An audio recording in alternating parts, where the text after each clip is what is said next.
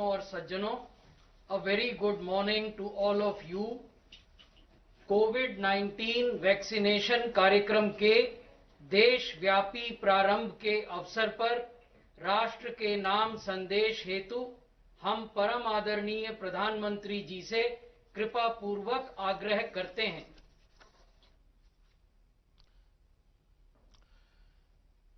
मेरे प्यारे देशवासियों, नमस्कार। आज के दिन का पूरे देश को बेसब्री से इंतजार रहा है। कितने महीनों से देश के हर घर में बच्चे, बूढ़े, जवान सभी की जुबान पर यही सवाल था कि कोरोना की वैक्सीन कब आएगी। तो अब कोरोना की वैक्सीन आ गई है, बहुत कम समय में आ गई है। अब से कुछ ही मिनट बाद भारत में दुनिया का सबसे बड़ा टीकाकरण अभियान शुरू होने जा रहा है। मैं सभी देशवासियों को इसके लिए बहुत बहुत बधाई देता हूं। आज वो वैज्ञानिक, वैक्सीन रिसर्च से जुड़े अनेकों लोग विशेष रूप से प्रशंसा के हकदार हैं, जो बीते कई महीनों से कोरोना के खिलाफ वैक्सीन बनाने में जुटे थे, दिन रात जुटे थे। न उन्होंने त्योहार देखा है, न उन्होंने दिन देखा है, न उन्होंने रात देखी है। आमतौर पर एक वैक्सीन बनाने में बरसों लग जाते हैं, लेकिन इतने कम समय में एक नहीं, दो मेड इन इंडिया वैक्सीन तैयार हुई है। इतना ही नहीं, कई और वैक्सीन पर भी काम तेज गति से चल रहा है। ये भारत के सामर्थ्य, भारत की वैज्ञानिक दक्षता, भारत के टैलेंट का जीता जागता सबूत है। ऐसी ही उपलब्धियों के लिए राष्ट्रकवि रामधारी सिंह दिनकर जी ने कहा था, मानव जब जोर लगाता है, पत्थर पानी बन जाता है। भाइयों और बहनों, भारत का टीकाकरण अभियान बहुत ही मानवीय और महत्वपूर्ण सिद्धांतों पर आधारित है। जिसे सबसे ज्यादा जरूरी है, उसे सबसे पहले कोरोना का टीका लगेगा। जिसे कोरोना संक्रमण का रिस्क सबसे ज्यादा है, उसे पहले टीका लगेगा। जो हमारे डॉक्टर्स हैं, नर्सेस हैं, अस्पताल में सफाई कर्मी हैं, मेडिकल, पैरामेडिकल स्टाफ हैं, वो कोरोना की वैक्सीन के सबसे पहले हकदार हैं। चाहे वो सरकारी अस्पताल में हो या फिर प्राइवेट में, सभी को ये वैक्सीन प्राथमिकता पर लगेगी। इसके बाद उन लोगों को टीका लगाया जाएगा जिन पर जरूरी सेवाओं और देश की रक्षा या कानून व्यवस्था की जिम्मेदारी है। जैसे हमारे सुरक्षा बल हो गए, पुलिसकर्मी हो गए, फायर ब्रिगेड के लोग हो गए, सफाई कर्मचारी हो गए, इन सभी को ये वैक्सीन प्राथमिकता पर लगेगी। और मैंने जैसा पहले भी कहा है, इनकी संख्या करीब करीब 3 करोड़ होती है। इन सभी के वैक्सीनेशन का खर्च भारत सरकार द्वारा उठाया जाएगा। साथियों, इस टीकाकरण अभियान की पुख्ता तैयारियों के लिए राज्य सरकारों के सहयोग से देश के कोने कोने में ट्रायल्स किए गए हैं, ड्राई रन्स हुए हैं। विशेष तौर पर बनाए गए कोविन डिजिटल प्लेटफॉर्म में टीकाकरण के लिए रजिस्ट्रेशन से लेकर ट्रैकिंग तक की व्यवस्था है। आपको पहला टीका लगने के बाद दूसरी डोज कब लगेगी, इसकी जानकारी भी आपके फोन पर दी जाएगी। और मैं सभी देशवासियों को ये बात फिर याद दिलाना चाहता हूं कि कोरोना वैक्सीन की 2 डोज लगनी बहुत जरूरी है। एक डोज ले लिया और फिर भूल गए, ऐसा गलती मत करना। और जैसा एक्सपर्ट्स कह रहे हैं, पहली और दूसरी डोज के बीच लगभग 1 महीने का अंतराल भी रखा जाएगा। आपको ये भी याद रखना है कि दूसरी डोज लगाने के 2 हफ्ते बाद ही आपके शरीर में कोरोना के विरुद्ध जरूरी शक्ति विकसित हो पाएगी। इसलिए टीका लगते ही आप असावधानी बरतने लगें, मास्क निकाल कर रख दें, 2 गज की दूरी भूल जाएं, ये सब मत करिएगा। मैं प्रार्थना करता हूं, मत करिएगा। और मैं आपको एक और चीज बहुत आग्रह से कहना चाहता हूं। जिस तरह धैर्य के साथ आपने कोरोना का मुकाबला किया, वैसे ही धैर्य अब वैक्सीनेशन के समय भी दिखाना है।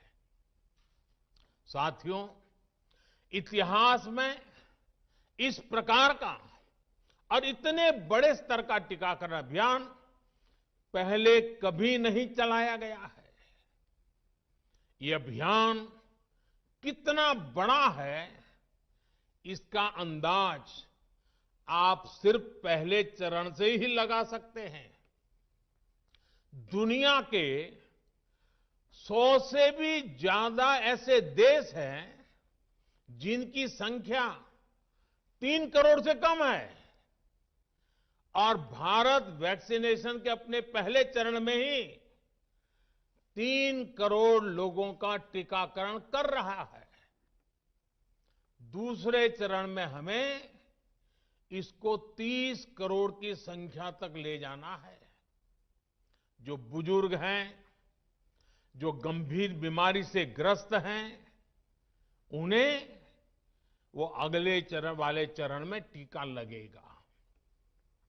आप कल्पना कर सकते हैं, 30 करोड़ की आबादी से ऊपर के दुनिया के सिर्फ 3 ही देश हैं, खुद भारत, चीन और अमेरिका।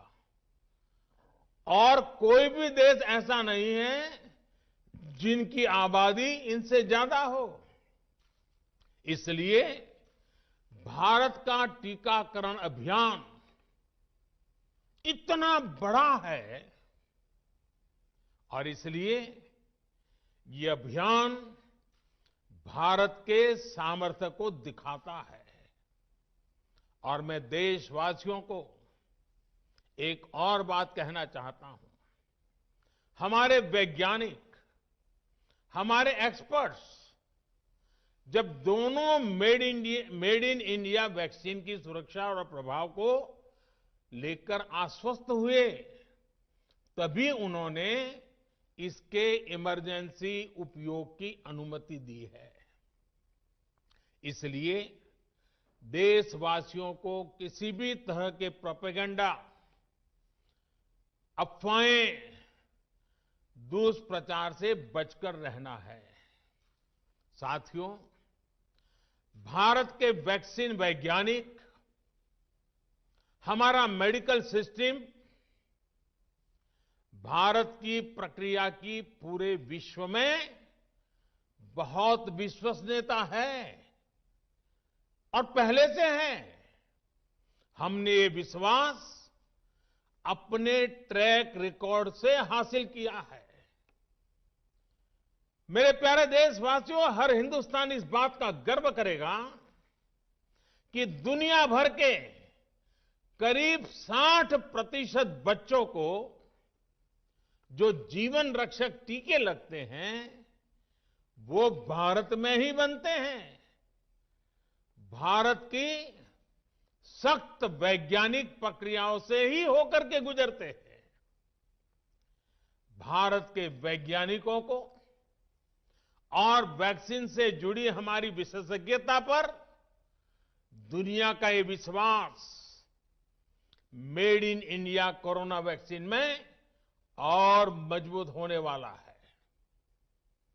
इसकी कुछ और खास बातें हैं जो आज मैं देशवासियों को जरूर बताना चाहता हूं। ये भारतीय वैक्सीन विदेशी वैक्सीनों की तुलना में बहुत सस्ती हैं और इनका उपयोग भी उतना ही आसान है। विदेश में तो कुछ वैक्सीन ऐसी हैं जिसकी एक डोज 5,000 रुपया तक में है और जिसे -70 डिग्री तापमान में फ्रीज में रखना होता है। -70 डिग्री।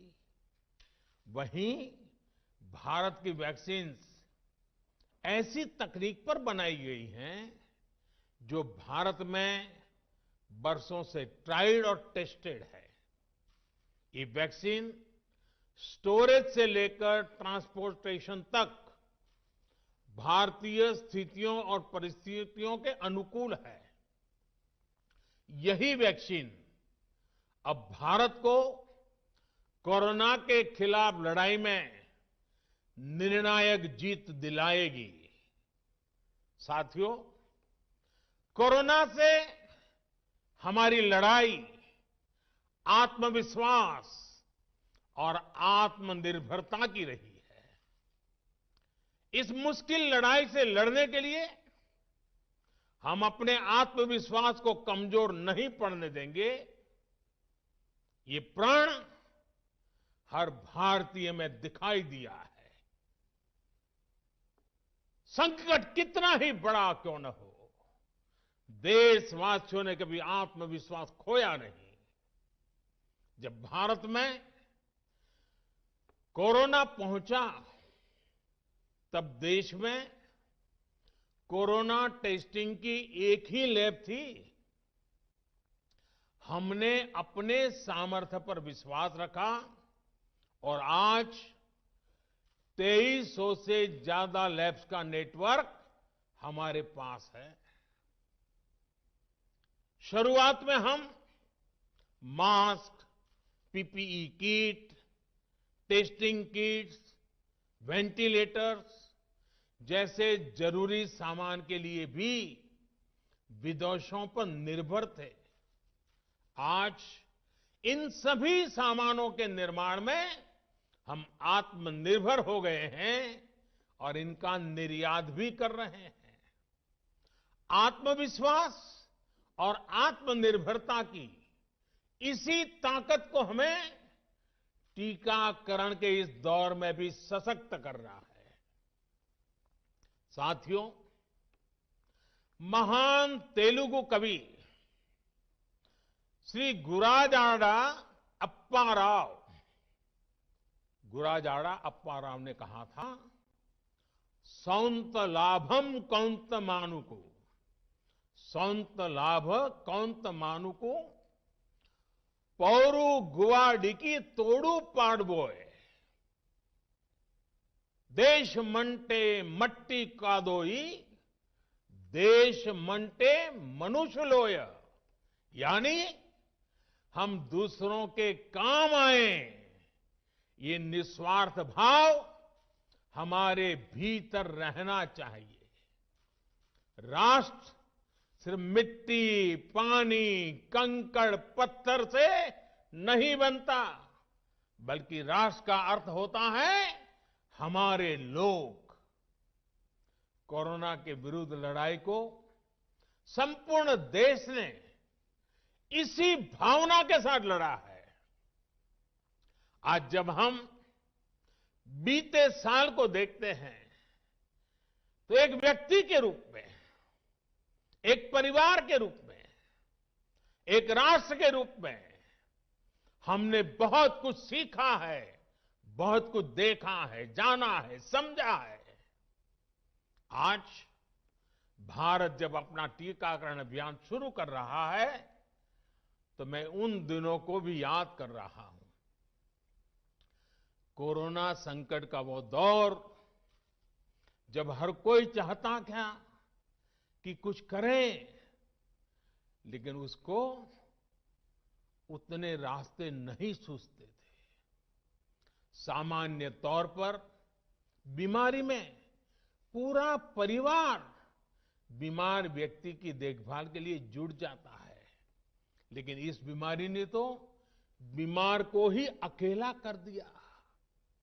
अनेकों जगह पर छोटे छोटे बीमार बच्चों को मां से दूर रहना पड़ा। मां परेशान रहती थी, मां रोती थी, लेकिन चाहकर भी कुछ कर नहीं पाती थी। बच्चे को अपनी गोद में नहीं ले पाती थी। कहीं बुजुर्ग पिता अस्पताल में अकेले अपनी बीमारी से संघर्ष करने को मजबूर थे। संतान चाहकर भी उसके पास नहीं जा पाती थी।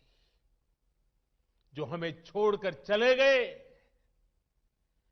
उनको परंपरा के मुताबिक वो विदाई भी नहीं मिल सकी जिसके वो हकदार थे।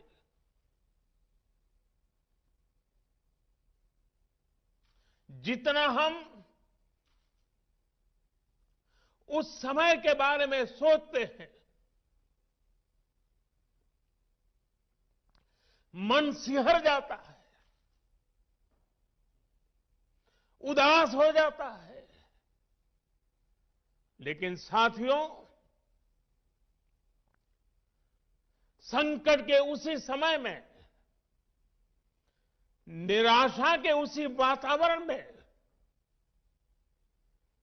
कोई आशा का भी संचार कर रहा था। हमें बचाने के लिए अपने प्राणों को संकट में डाल रहा था। हमारे doctor, nurse, paramedical staff, ambulance driver, ASHA worker, सफाई कर्मचारी, पुलिस के साथी और दूसरे फ्रंटलाइन वर्कर्स, उन्होंने मानवता के प्रति अपने दायित्व को प्राथमिकता दी। इनमें से अधिकांश तब अपने बच्चों, अपने परिवार से दूर रहे, कई कई दिन तक घर नहीं गए।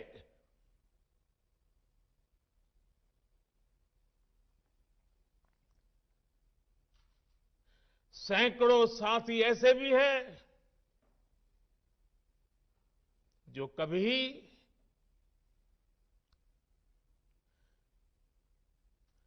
घर वापस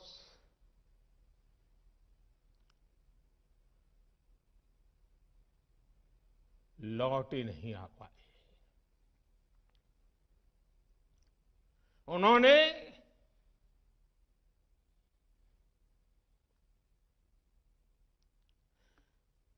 एक एक जीवन को बचाने के लिए अपना जीवन आहूत कर दिया। इसलिए आज कोरोना का पहला टीका स्वास्थ्य सेवा से जुड़े लोगों को लगाकर एक तरह से समाज अपना ऋण चुका रहा है। ये टीका उन सभी साथियों के प्रति कृतज्ञ राष्ट्र की आदरांजलि भी है। भाइयों और बहनों, मानव इतिहास में अनेक विपदाएं आई, महामारियां आई, भीषण युद्ध हुए, लेकिन कोरोना जैसी चुनौती की किसी ने कल्पना नहीं की थी। ये एक ऐसी महामारी थी जिसका अनुभव ना तो साइंस को था, ना ही सोसाइटी को था। तमाम देशों से जो तस्वीरें आ रही थी, वो खबरें आ रही थी, वो पूरी दुनिया के साथ साथ हर भारतीय को विचलित कर रही थी। ऐसे हालात में दुनिया के बड़े बड़े एक्सपर्ट्स भारत को लेकर तमाम आशंकाएं जता रहे थे। लेकिन साथियों, भारत की जिस बहुत बड़ी आबादी को हमारी कमजोरी बताया जा रहा था, उसको ही हमने अपनी ताकत बना दिया। भारत ने संवेदनशीलता और सहभागिता को लड़ाई का आधार बनाया। भारत ने 24 घंटे सतर्क रहते हुए, हर घटनाक्रम पर नजर रखते हुए सही समय पर सही फैसले लिए। 30 जनवरी को भारत में कोरोना का पहला मामला मिला, लेकिन इसके 2 सप्ताह से भी पहले भारत एक हाई लेवल कमिटी बना चुका था। पिछले साल आज का ही दिन था जब हमने बाकायदा सर्वेलांस शुरू कर दिया था। 17 जनवरी 2020 वो तारीख थी जब भारत ने अपनी पहली एडवाइजरी जारी कर दी थी। भारत दुनिया के उन पहले देशों में से था जिसने अपने एयरपोर्ट्स पर यात्रियों की स्क्रीनिंग शुरू कर दी थी। साथियों, कोरोना के खिलाफ लड़ाई में भारत ने जैसी इच्छा शक्ति दिखाई है, जो साहस दिखाया है, जो सामूहिक शक्ति का परिचय करवाया है, वो आने वाली अनेक पीढ़ियों के लिए प्रेरणा का काम करेगा।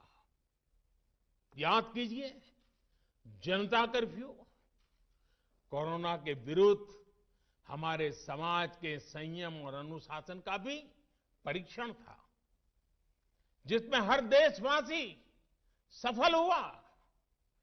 जनता कर्फ्यू ने देश को मनोवैज्ञानिक रूप से लॉकडाउन के लिए तैयार किया। हमने ताली, थाली और दिया जलाकर देश के आत्मविश्वास को ऊंचा रखा। साथियों, कोरोना जैसे अनजान दुश्मन जिसके एक्शन रिएक्शन को बड़े बड़े सामर्थ्यवान देश नहीं भांप पा रहे थे, उसके संक्रमण को रोकने का सबसे प्रभावी तरीका ही यही था कि जो जहां है वो वहीं रहे। इसलिए देश में लॉकडाउन का फैसला भी किया गया। यह निर्णय आसान नहीं था। इतनी बड़ी आबादी को घर के अंदर रखना असंभव है, इसका हमें एहसास था। और यहां तो देश में सब कुछ बंद होने जा रहा था, लॉकडाउन होने जा रहा था। इसका लोगों की रोजी रोटी पर क्या प्रभाव पड़ेगा, अर्थव्यवस्था पर क्या प्रभाव पड़ेगा, इसका आकलन भी हमारे सामने था। लेकिन देश ने जान है तो जहान है के मंत्र पर चलते हुए प्रत्येक भारतीय का जीवन बचाने को सर्वोच्च प्राथमिकता दी। और हम सभी ने ये देखा है कि कैसे तुरंत ही पूरा देश, पूरा समाज इस भावना के साथ खड़ा हो गया। अनेकों बार छोटी छोटी लेकिन महत्वपूर्ण चीजों की जानकारी देने के लिए मैंने भी अनेक बार देशवासियों के साथ सीधा संवाद किया। एक तरफ जहां गरीबों को मुफ्त भोजन की व्यवस्था की गई, तो वहीं दूध, सब्जी, राशन, गैस, दवा ऐसी जरूरी चीजों की सुचारू आपूर्ति सुनिश्चित की गई। देश में व्यवस्थाएं ठीक से चलें, इसके लिए गृह मंत्रालय ने 24/7 कंट्रोल रूम शुरू किया, जिस पर हजारों कॉल्स का जवाब दिया गया, लोगों को समाधान दिया गया।